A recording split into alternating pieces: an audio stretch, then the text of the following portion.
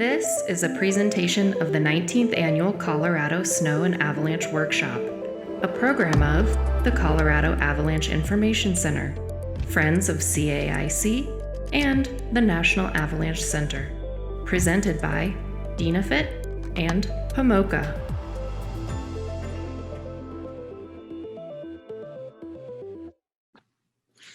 Hi, this is Laurie with the UDOT Little Cottonwood Canyon Avalanche crew. I'm going to give a brief overview of our early February storm and avalanche cycle, semi-historic avalanche cycle. I'll start with a brief overview of some of the challenges in Little Cottonwood Canyon in case folks aren't familiar with it.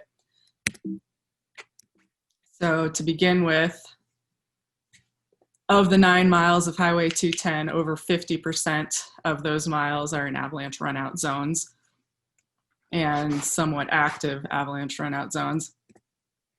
Moving to the upper 2.5 miles of the canyon where most of the structures are, over 75% of those miles are in avalanche runout zones and fairly large slide paths as well. Within those 2.5 miles, there are a large number of structures. Over 32% of those structures are threatened in the winter months by avalanches.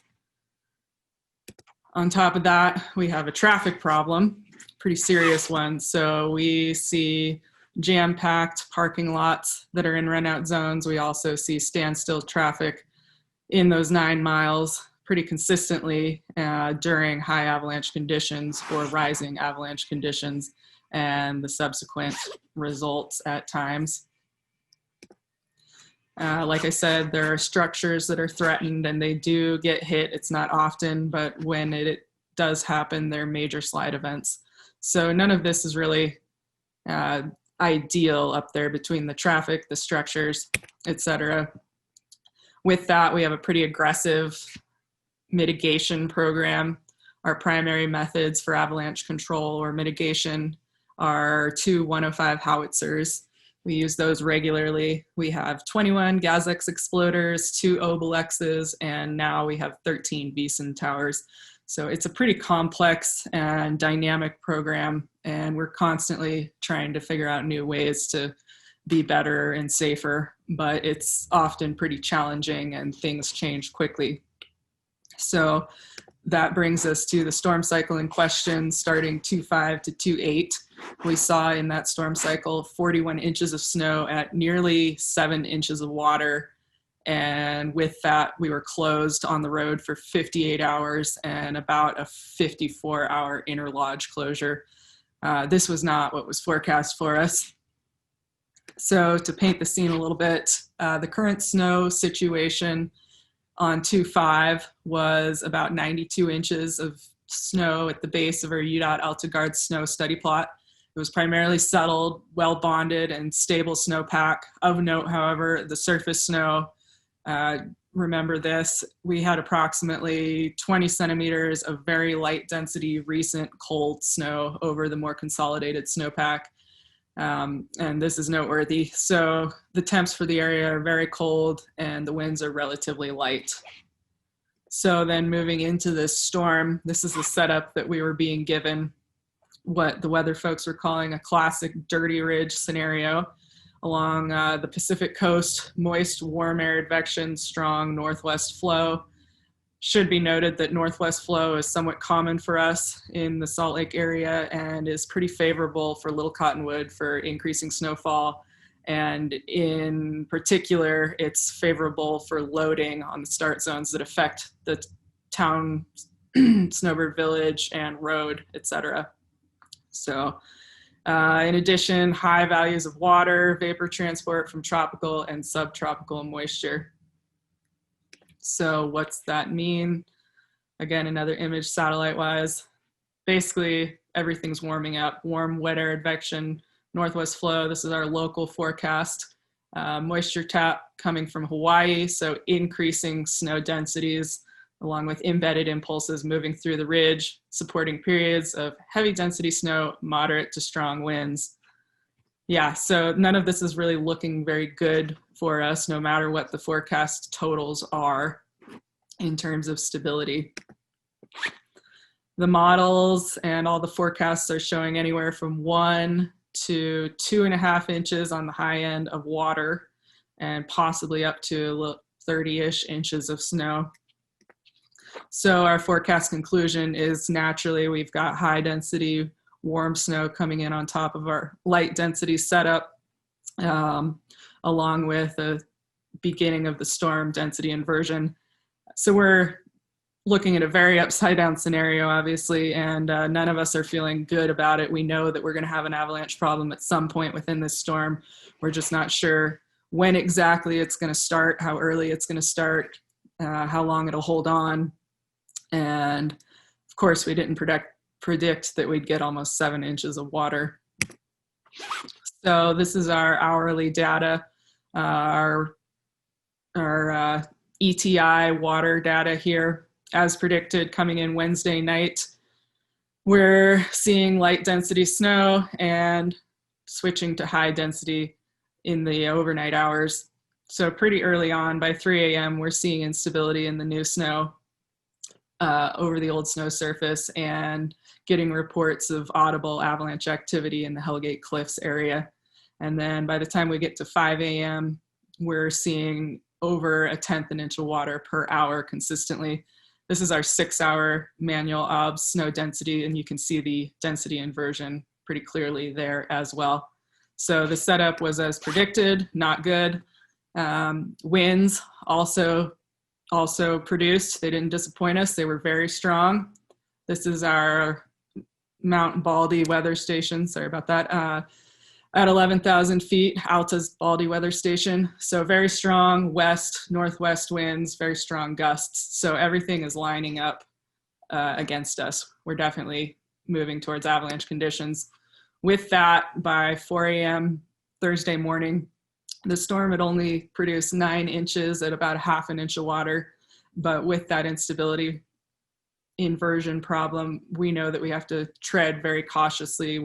We're definitely going to have avalanches at some point, and it's just continuing. So we closed the road early that morning, did control work, reopened briefly for about an hour for essential personnel, pass holders is what we call them. That's sort of effective, but some people made it up the canyon, some who needed to be there, some who shouldn't have been there. But we were only comfortable with that for about an hour, and then the increasing intensity of the storm really forced our hand, and we closed back down and went back into inner lodge, where no one is allowed outside of structures throughout the entire canyon. By 10 o'clock, our storm was 15 inches at 1.5 inches of water. The 6-hour snow had ramped up 6 inches at almost 1 inch of water, 16% density. So that density inversion is in full play now. And by 4 o'clock, the storm was 21 inches at nearly 3 inches of water. Our 6-hour totals, this was the winner for the day, 6 inches at 1.5 inches of water, nearly 23% density. So as we're talking about what our plan is going to be, we're getting guidance in the late morning, early afternoon from our local weather forecaster, Mike Cook, that things are not going to decrease for us. We're in this for the long haul until at least the next evening, the afternoon, the night through the next evening. He's showing us some models that are showing high levels of vorticity, those embedded impulse, lots of moisture, and strong northwest winds continuing along with the moisture. So we know at this point that we need to tread cautiously because we're not going to get any sort of break. We work with all of the entities in the canyon, all the resorts, the law enforcement entities. We got together with them, made a plan to wait as long as we could throughout the day before doing control work to try to build up the avalanche conditions, but still have some daylight to work with in terms of allowing a possible exodus and uphill traffic movement. So we did control work later in the day, did see some decent results over the Snowbird Village, especially slide path crossed the road and nearly reached a parking lot. We did clean up, got the road as functional as possible, and then allowed a brief 1-hour window of traffic for folks to escape downhill if they needed to, and for truly critical and vetted employees to make it uphill. So folks were down at the bottom actually monitoring who was coming up in a very serious way. Interestingly enough, there wasn't a lot of weather happening down at the base of the canyon or in the valley. So it was really hard for people to comprehend why we were closed or what was truly going on up there. So the forecast through the night is for continued high density snowfall. But again, what actually happened was well above what we expected as we're moving. This is Thursday. Again, our hourly water totals. Thursday evening, we did get a 1 hour lull briefly, but that ramped right back up into over 0.2 inches of water per hour, typically through the night hours. Really not what we could have anticipated. The winds continued to stay very strong from the west, so not favorable, or it is favorable for loading, but not favorable for our avalanche concerns.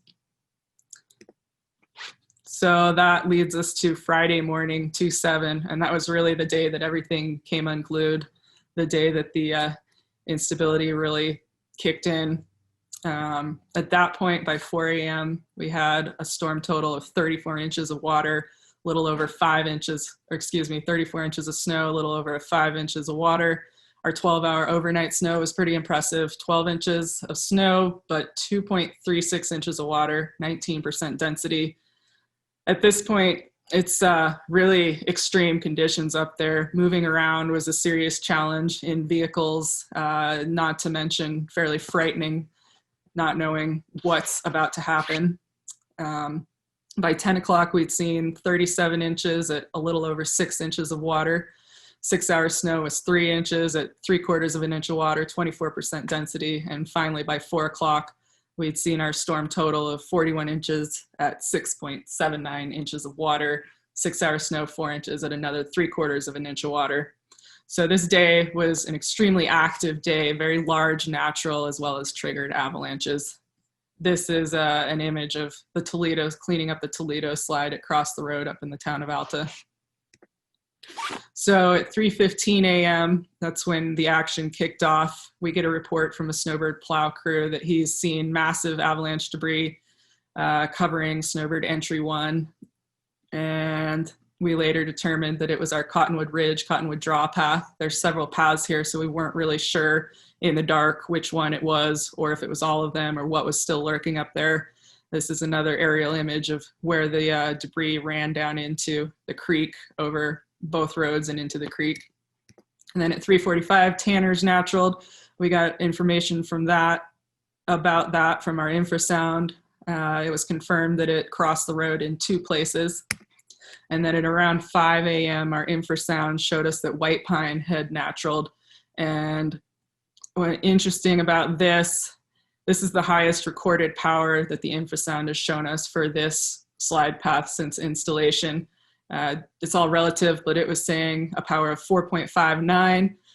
To give some reference, when we see a power of 2, we know that we've received a decent avalanche that has likely crossed the road. So we knew that this was a major event at this point, and we're in the midst of a major avalanche cycle, natural avalanche cycle. So at this point, obviously the concern about structures is really increased, is very high, let alone the concern about some of the personnel that were trying to punch a lane for mobility and make it to a safe place to hunker down. So we're really trying to slow down, be methodical, and not create a disaster scenario for ourselves or try to deal with one if it were to arise. So this is East Hellgate, where it crossed the road, and we did trigger this slide, but it ran down and damaged a cabin a little bit, one minor injury, but luckily not too bad. So at this point, as we're moving through this large natural avalanche cycle and high levels of concern, we're moving to what we call max security interlodge in the Snowbird Village as well as the town of Alta. And it's different for every building, but it basically consists of moving people to the safest part of the structure. That might consist of just moving them out of their rooms down to a lobby, or it might consist of moving everyone down into a basement or to a far wall. It's just very dependent. But when we're doing that, we have a pretty high level of concern with structure damage, and we're really trying to mitigate what's going to happen there and what sort of rescue scenario we might have. So this is a video of the Toledo slide up in the town of Alta that crossed the road. And when we're doing our control work, we're typically trying to be pretty methodical but moving fast. With this scenario, we were trying to be methodical, but we really had to slow down and change how we did things so that we didn't create some sort of scenario where we were shooting ourselves in the foot, so to speak, and hitting multiple buildings with triggered avalanches. So we did control work above the structures first as quickly as we could while confirming what our results were, just to protect them. And then finally in the early afternoon, we felt that we could turn our attention back to the mid-canyon where there are no structures underneath the slide paths. And we got some impressive results down there as well. This is an avalanche pass that has 3 start zones and then shares a run-out zone. One of the start zones naturaled just about 10 minutes prior to us starting to shoot on it. And then this is a triggered avalanche, which crossed the road. Both of them did. And this is a major event here. We don't see this path cross the road really ever. This is a 30, 40-year event. And further debris from paths that we typically don't see. This came out of our Willows slide path and put a little bit of stick debris on the road, but we really never see this cross the road. It's a pretty exceptional event that causes it. And further cleanup down on the road. So Friday evening, we finished firing throughout the canyon at about 4 p.m. Really every shot, so to speak, that we had to shoot, we did shoot. So we were really throwing everything we had at this event and getting really good major results. The precipitation is ending, but the winds are still high. There's a large amount of debris on the road, so we're still trapped up there, but the end is in sight in terms of it seems like we've dealt with most of the avalanche hazard. The weather is lightening up, and our plow crews worked till about 8 and managed to punch an emergency fire lane in through the debris, which was impressive. But with the level of winds, we weren't truly confident in allowing any sort of traffic. So we pulled the plug again that night and shut the canyon down again, kept the interlodge in place, resumed activity the next morning with one final round of control work. Precip had ended, winds had finally died down. And we did get one more major result up in the town of Alta on a road bank slide. We didn't have the opportunity to get to it the day prior, where it likely would have slid if we had, but it does show that there was still some instability in place if it hadn't avalanched already. So with that, the plow crews did a great job, and they finally got through and created 2 lanes of traffic through all the debris around noon, and we were able to reopen the canyon and lift the interlodges, etc. This is in the Hellgate area doing cleanup here. These guys didn't make it out of their residences for quite a bit longer than the noon. There was a lot of cleanup to be done just to get a 1-lane road through to them. And some statistics, the aftermath, again, it was 41 inches of snow, nearly 7 inches of water, 58 hours of closure, and according to our records, about the longest interlodge since 2004, as far as we could tell.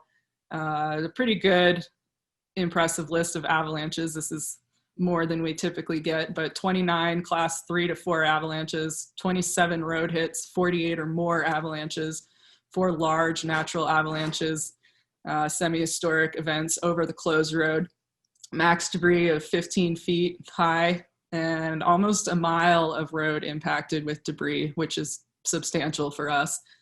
In terms of control, 2 4-pound hand charge air blasts, 75 remote avalanche control detonations, and 190 rounds of artillery. So like I said, everything we had, we threw at it. There was 1 residence damaged, 1 construction site is snowbird damaged a little bit, many days of snow removal, and really large amounts of luck. We really did have very fortunate timing with this storm and how it played out.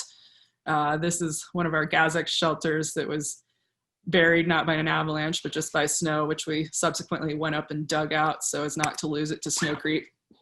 This is an aerial view of the upper canyon. This is our bypass road, so that when we close this road under Superior, we can route traffic that way.